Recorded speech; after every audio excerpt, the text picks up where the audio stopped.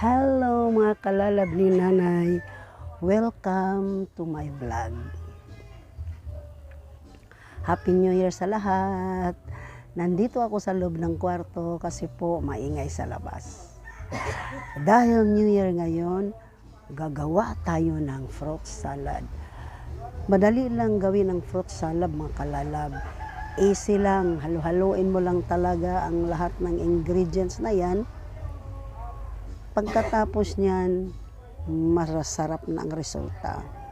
Ang gawin lang ninyo, yung lahat ng ingredients na nakalagay doon, susundin nyo lahat. Pag sinabing 2 Nestle cream, 2 talaga. Pag sinabing 2 latang ibap, 2 talaga. Huwag mag-reduce para maano mo yung parang creamier na result ng fruit salad. Ang fruit salad na ito, hinaluan ko yung jelly na ginawa ko yung level up na jelly mango ko, yung may naiwan doon na sobra, inihalo ko na lang para magdagdagan ang kulay ng fruit salad. Sundin lahat ng ingredients mga kalalab, mas masarap ang result. Tapos, i-drain ninyo yung fruit cocktail. Mga umaga pa, i-drain na ninyo. Tapos, tanghali niyo gawin o gabi na. Kaya, sundin lang lahat kalalaw ng mga ingredients. Kuhang-kuha mo ang creamier na fruit salad. Kaya, gawin na natin ito ngayon na. Yan ang mga ingredients kalalab.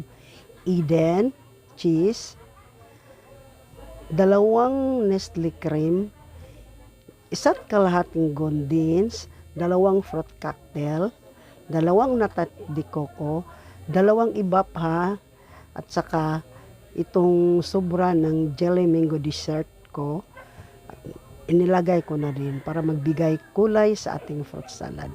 Kuha tayo ng bowl na malaki, halu-haluin lang mga kalalab yung mga ingredients. Ilagay mo na lahat ng mga ingredients na yan. Pagsama-samahin lang yan mga kalalab, pinaka-easy na dessert na gagawin ay yung fruit salad na nasa can. Easy lang, yan yung jelly nga sobra ko sa jelly mango ko, nilagay ko na rin para magbigay kulay. Tingnan nyo kalalab, oh. Diba kulay yellow siya, yan. Ang ganda niya tingnan. Lagay lang lahat ng ingredients kalalab, huwag mag-reduce ng ingredients. Pag sinabing 2 Nestle cream, 2 talaga. 2 ibap, 2 ibap na malalaki. Yan. 1 kalahating condensed milk. Yan ang nagbibigay ng tamis. Huwag na tayo maglagay ng asukal kalalab. Yan na. Halo-halo lang yan mga kalalab. Mas madali yan.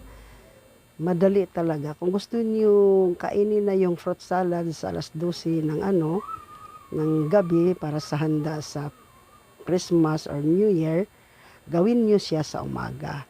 Para pagkagabi, pagkuha niyo sa ref, creamier na siya kalalab.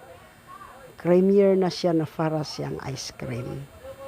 At saka, i-drain nyo yung fruit cocktail umaga pa. Yung pang, kung gagawa ka ng umaga, i-drain mo sa gabi na. Para pagka umaga, wala na talagang syrup na drain na talaga siya. Yan, tapos nakalalabo, tingnan nyo. Tapos na, dali lang, haluin mo lang lahat. Yan, halo-halo lang. Halo-halo lang mga kalalab. Ganyan lang ka-easy. Kaya, kung nagustuhan nyo itong video na to, try nyo gumawa nito mga kalalab. Masarap talaga siya. O, yung cheese na. Huling-huli na yung cheese, ilagay natin. Yan. Happy New Year mga kalalab. Hanggang sa sunod natin na video. Subscribe naman kayo. Likes and comments. Happy New Year! Try nyo to.